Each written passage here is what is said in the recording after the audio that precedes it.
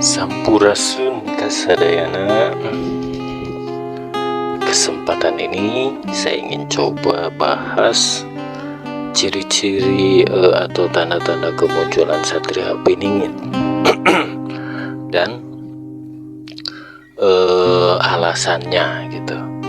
Jadi misalkan kan ada tuh cerita kemunculan Satria Piningit diawali oleh bencana, goro-goro gitu kan.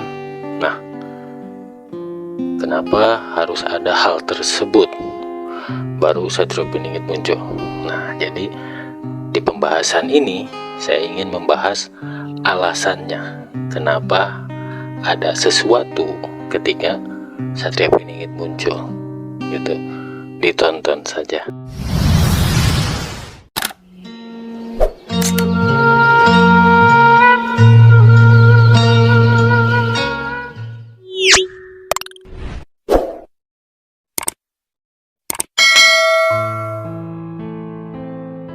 Ketika kita mau bahas tentang Satria Piningit yang diawali oleh bencana, goro-goro, dan tanda-tanda kemunculannya, yaitu saya ambil atau saya bahas alasannya gitu, kenapa bisa ada bencana, kenapa bisa ada goro-goro gitu kan, biar jadi paham. Karena tidak sedikit orang yang yang menganggap dirinya itu satria, kesatria, atau bahkan Satria Piningit. Kalau menurut saya, kita pahami ini dulu. Pahami dulu dari kata satria dan piningit. Kesatria itu manusia yang berjuang untuk kemajuan bangsa dan negaranya, juga akhlak budi pengerti untuk manusianya, itu kesatria. Piningitnya bukan artinya yang disebut tersembunyi. Iya, emang tersembunyi, tapi bukan orangnya yang tersembunyi. Piningit itu yaitu kebenaran yang selama ini terpendam. Itu piningitnya gitu. Jadi ada hubungannya yang mau saya bahas ini sebagai tanda-tanda kemunculan Satria Piningit gitu. Nah, kan ada tuh yang bilang kemunculan Satria Piningit, bencana alam atau alam akan bergejolak gitu kan. Nah, kenapa harus alam bergejolak, Satria Piningit muncul, kan kita harus tahu alasannya gitu kan. Kita cari kenapa alam bisa bergejolak.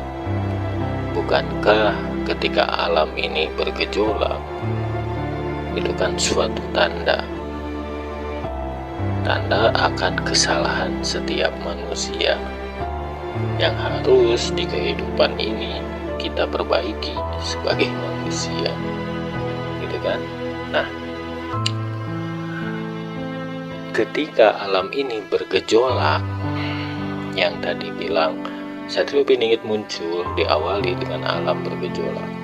Nah, Satria Piningit itu yang saya bilang tadi, kesatria itu seseorang yang ingin negara atau bangsanya ini maju secara pemikiran gitu. Makanya ketika Satria Piningit muncul, seperti akan membawa ajaran baru, padahal bukan ajaran baru, hanya sekedar mengajarkan, atau istilahnya menyadarkan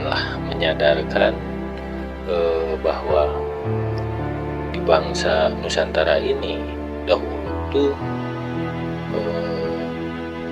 bangsa ini, leluhur-leluhur kita cenderung lebih dekat dengan alam gitu. Jadinya bisa selaras manusia dengan alamnya gitu di zamannya leluhur-leluhur kita dulu.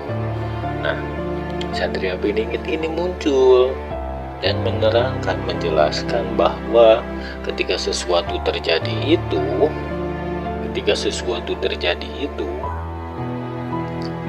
ada pesan dari alam yang harus diperbaiki oleh manusianya di dalam kehidupannya yang sedang diperjalankan sekarang. Begitu. Itu alam bergejolak. Kenapa Satria Piningit muncul ketika alam? Bukan yang disebut, kan ada nih yang bilang bahwa oh iya, alam bergejolak karena Satria Piningit itu marah dan akhirnya alam ini ibaratnya menyampaikan kemarahan Satria Piningit. Seperti itu. Kalau saya rasa itu bukan yang seperti itu.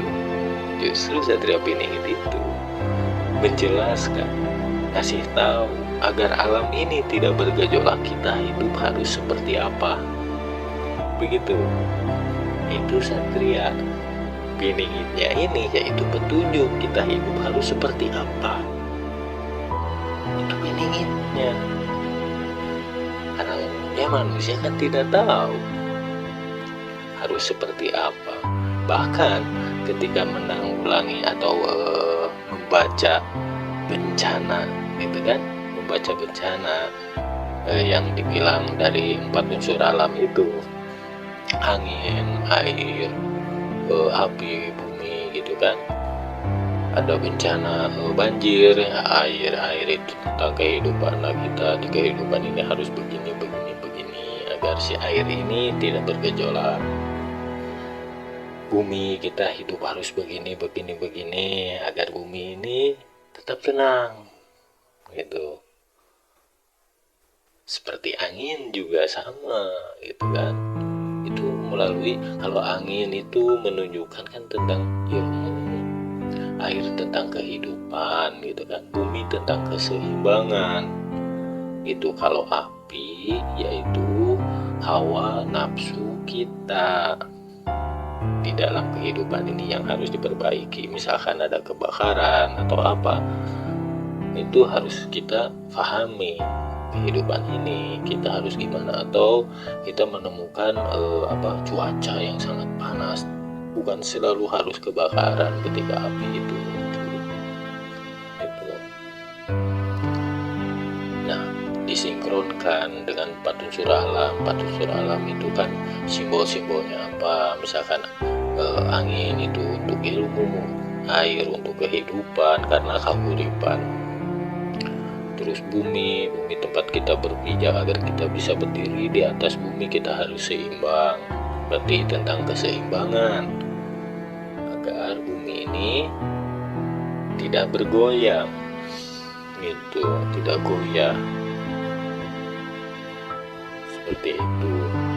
Nah, tentang ilmu atau buka cakrawala berpikir untuk menyelaraskan manusia dengan alam ini. Kenapa alasannya seperti itu? Alam bergejolak, Satria Piningit muncul. Nah, Piningitnya itu tentang kebenaran, satrianya itu orang yang memberikan petunjuk arah agar hidup manusia itu bisa selaras dengan alamnya. Begitu. Jadi bukan yang banyak bilang, atau bahkan saya tidak sedikit dapat komentar atau gimana gitu kan. Ada pernah yang komentar sama saya, beliau mimpi atau apa gitu kan, ini begitulah intinya. Terus beliau bilang makanya bisa terjadi bencana itu karena saya marah, katanya gitu, dalam komentarnya seperti itu. Nah, kalau menurut saya tuh bukan begitu Satria Peningit itu hanya pandangan saya, menurut saya saja. Kalau menurut yang lain atau teman-teman sih ya terserah, mungkin kan teman-teman juga memiliki pandangan yang lain. Kalau pandangan saya seperti itu, makanya alasannya kenapa bencana dulu datang kemudian Satria Peningit muncul begitu. Jadi ketika bencana ini turun, terus kita dapat himbauan kita harus begini begitu, nah itu satrianya. Kan saya bilang satria itu banyak gitu. Makanya di dalam pembahasan ini alasan kenapa ada bencana ini muncul, yaitu kan karena laku lampahnya manusianya itu sendiri yang tidak kita sadari. Kalau kita sadari mah itu udah biasa, tapi yang tidak kita sadari itu yang harus ibaratnya dijelaskan oleh kesatria tersebut gitu. Jadi bukan hal yang maksudnya, makanya ada kata piningit, yaitu kebenaran yang tersembunyi begitu. Itu penjelasannya. Jadi kenapa bencana diawali bencana ketika Satria Peningit muncul, ya itulah kalau menurut saya gitu. Teman-teman punya persepsi lain, teman-teman punya pandangan lain, tidak apa-apa, karena perbedaan itu adalah bagian dari ibaratnya puzzle. Perbedaan itu bagian dari puzzle. Cuman kalau menurut saya, ketika ada yang bilang bencana itu muncul karena Satria Peningit marah, menurut saya bukan seperti itu. Kalau Satria Peningit marah muncul bencana, itu berarti larinya ke egois, ego gitu ya. Mudah-mudahan bisa dipahami. Sekian pembahasan kali ini. Wassalamualaikum warahmatullahi wabarakatuh.